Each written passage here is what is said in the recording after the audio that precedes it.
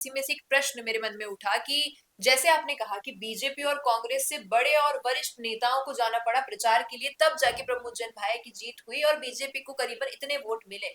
लेकिन देखिए, एक और नरेश मीणा जिनके साथ सिर्फ इस वक्त हनुमान बेनीवाल थे, और बात कहे तो एक वीडियो सोशल मीडिया पे था जहां पे रविंद्र सिंह भाटी से जब पूछा गया कि निर्दलीय प्रत्याशी नरेश मीणा के साथ, तो उन्होंने ये बात कही थी ऑन कैमरा कि हाँ, अगर जरूरत पड़ती है तो मैं एक निर्दलीय प्रत्याशी को सपोर्ट करने जाऊंगा। वहीं अगर हम राजकुमार रौत की बात करें तो कहीं ना कहीं उनसे इतने समीकरण बैठते नहीं है नरेश मीणा के। तो क्या आगे भविष्य में कभी ऐसा हुआ तो रविंद्र सिंह भाटी आएंगे? देखिए, नरेश मीणा, आप इस बात को समझिए, जैसे अपने गुस्से पे उन्होंने खुद कहा कि मुझे काबू करना पड़ेगा, वो समरावता से अब तक काफी शांत हो चुके हैं, जी। अपनी ईगो को शांत कर चुके हैं।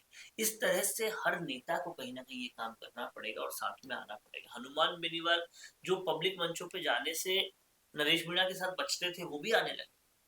तो ये मोल्ड होना पड़ेगा। अगर बीजेपी कांग्रेस को राजस्थान में स्ट्रांगनेस देनी है तो उनको स्ट्रांग तरीके से विरोध करना है उनका। तो और इसीलिए रविंद्र सिंह भाटी से भी चर्चाएं होंगी, बात होंगी, तो ये काम भी होगा। कुछ कॉमन एजेंडा निकलेगा, कुछ मिनिमम गोल्स निकलेंगे, तब जाकर ये चारों एक मंच पे आ पाएंगे। और अगर ऐसा होता है तो सबसे बड़ा विनर, सबसे बड़ा विजेता राजस्थान का जनता होगा। जी। और बात आपने कही वोट मार्जिन की, तो देखिए, हनुमान बेनीवाल ने अंतर के चुनाव के रिजल्ट के जस्ट अगले दिन एक ट्वीट किया था अपने एक्स अकाउंट पर और कहा कि जब एक निर्दलीय प्रत्याशी होते हुए एक उम्मीदवार बीजेपी जितने वोट्स लेकर आ रहा है, क्योंकि 128 वोट की कमी थी केवल बीजेपी को हराने में, तो अगर एक निर्दलीय प्रत्याशी इतने वोट लेकर आ रहा है, इसका मतलब साफ है कि कहीं ना कहीं जनता निर्दलीय प्रत्याशी को जनता सपोर्ट कर रही विकल्प है। ढूंढ रही है। बिल्कुल। कांग्रेस बीजेपी के अलावा विकल्प ढूंढ रही है, न सिर्फ राजस्थान में, भारत भर में ढूंढ रही है। आम आदमी पार्टी इसका उदाहरण है, दिल्ली में इतने बड़े मार्जिन से आई थी। तो विकल्प बनना पड़ेगा, आना पड़ेगा, ढंग से आना पड़ेगा। अगर ढंग से आए तो राजस्थान में भी जनता उस विकल्प को जबरदस्त प्यार देगी। नरेश मीणा उसका एग्जाम्पल है, रविंद्र सिंह भाटी का एग्जाम्पल है। ये सब एग्जाम्पल है इस चीज के। बिल्कुल। वहीं सर, अगर इन सभी समीकरणों को एक साथ जातीय और क्षेत्रीय फल से देखा जाए कि किसके क्षेत्र में कौन सी ज्यादा जाति है, तो क्या वोट का समीकरण रहेगा? देखिए, आप समझिए, जाट जो है वो राजस्थान में सबसे बड़ी कौम है। और हनुमान बेनीवाल जाटों के सबसे लोकप्रिय और बड़े नेता है, इसमें कोई दो राय नहीं है। मारवाड़ की पूरी बेल्ट को वो साथ ला सकते हैं।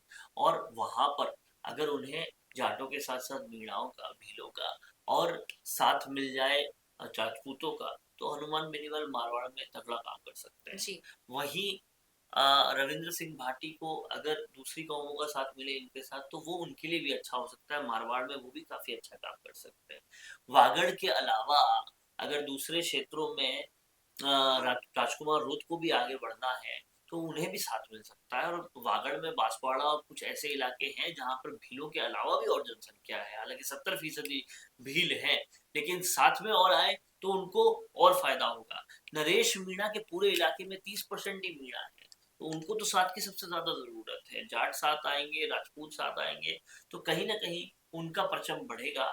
और अभी तक जो 3 चुनावों में हार का सामना करना पड़ा है, वो इसी वजह से पड़ा है कि मीणाओं के अलावा बाकी दूसरी कौमें उतना ज्यादा वोट नहीं दे पाई।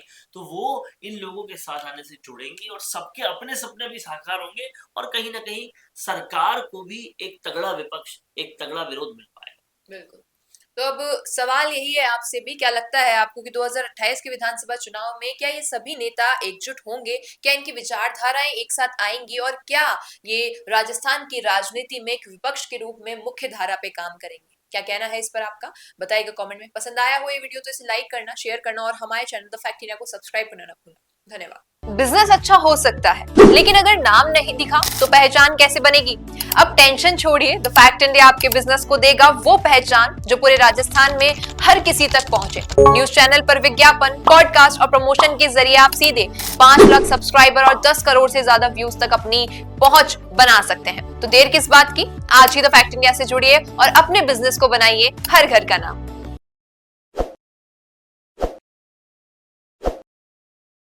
ताज़ा खबरों के लिए विजिट करें द फैक्ट इंडिया।